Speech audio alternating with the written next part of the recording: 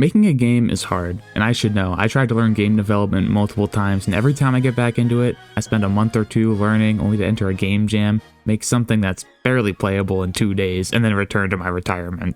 I've only recently made something playable, and even that is just a small minigame. This is going to be my first real project. I plan on announcing the title when I have enough content to make a Steam page, but for now, let's just call it The Bird Game. Now, in order to get this bird game on Steam, I need to accomplish 4 main goals. 1. Create a player movement script and a camera system that both feel good and can be adjusted later on. Number 2 is to create a combat system with at least 2 unique enemies and 1 unique attack, although I do plan to add more later. And 3 is to add enough details to the environment to make it look more alive and less like a tile set. And 4, add a mini-boss at the end of a test level.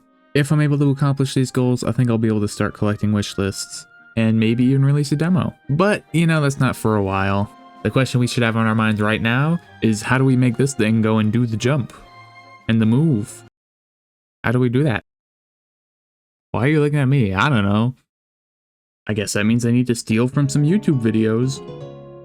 What, did you expect me to write all of my code? Well, no. I don't know how to make game. So when somebody posts a full tutorial on how to make a 2D movement controller, I'm yoinking that. Pleasure doing business with you. You just got scammed. Now, will I change the things I steal and combine them with my own work and other things that I stole to make things that I can technically call my own? Maybe. But even though I am stealing, I only intend to steal from educational sources, documentation, things like that. So it's not really stealing, but I'm still going to cite everything I ever reference in the description, and I'll mention some stuff in the video itself if it's something super specific. Anyways, to make this circle go jump, I found several very helpful tutorials from which I Frankensteined my movement script. I basically just took ideas I liked and I tried to make them all work together.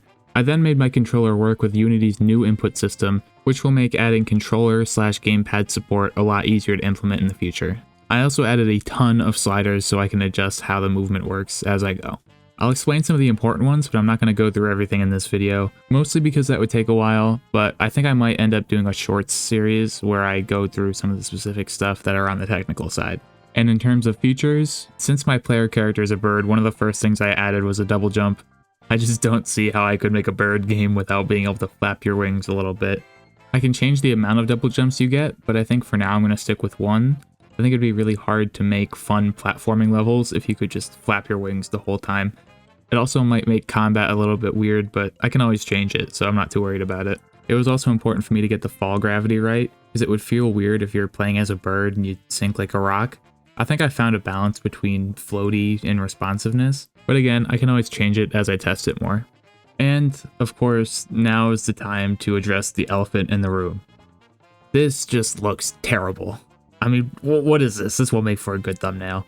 So for now at least, I'm going to make some usable assets to A, protect your eyes, and B, so I can test how high the bird should jump and how fast I think it should move.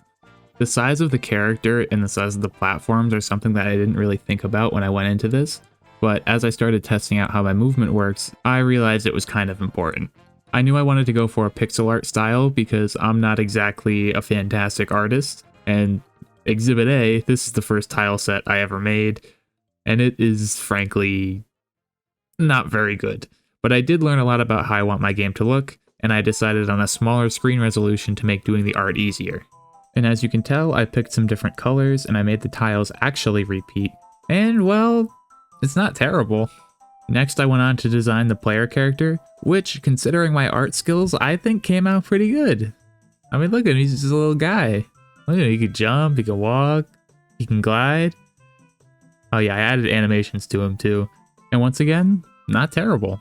And the game felt a lot better after I shifted the hitboxes to go with the animations. You can now climb up onto ledges that you just barely missed, and it just overall feels and looks a lot better.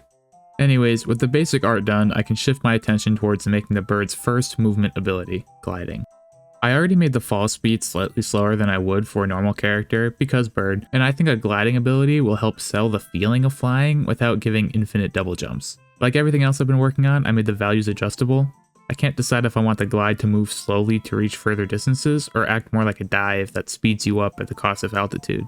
But once again, we can just figure all that out later. especially since I added a variable that toggles the use of glide so I can make it a power-up or ability that you find later in the game if I don't want it available in the beginning. I think for now I'm going to disable it until I make a decision, but the functionality is there for when I want it. And now it's time to talk about an often overlooked part of a platformer, which is the camera system. Now if a camera system is good, you barely notice it, but if it's bad, oof, that's like the first thing that you notice. Now to make my camera, I use Unity's Cinemachine package, but I had a hard time making it do what I wanted. That is, until I found these videos, which taught me how to adjust the virtual camera, seamlessly switch between them, add camera bounds, secret rooms, and even give the screen a slight bias towards the direction you're looking at, so you can more easily see the things in front of you. Now, it's not perfect, but, well, for my use case, it works great. And if you want to know more about how to make a good camera, this video in particular was very informative. I highly recommend if you're going to be making a similar game. And with that, I'm all out of stuff to talk about, so thank you for watching to the end, and subscribe if you want to see the next step, which is going to be the combat. Alright, see you out there in the big scary algorithm. Goodbye!